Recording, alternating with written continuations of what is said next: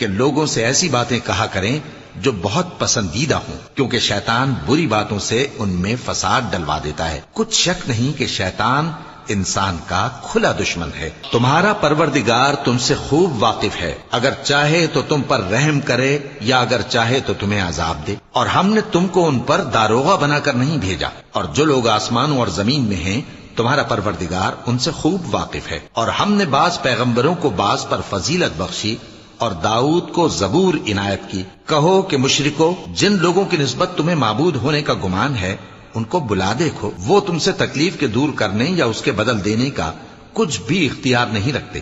یہ لوگ جن کو اللہ کے سوا پکارتے ہیں وہ خود اپنے پروردگار کے ہاں ذریعہ تقرب تلاش کرتے رہتے ہیں کہ کون ان میں اللہ کا زیادہ مقرب ہوتا ہے، اور اس کی رحمت کے امیدوار رہتے ہیں اور اس کے عذاب سے خوف رکھتے ہیں۔ بے شک تمہارے پروردگار کا عذاب ڈرنے کی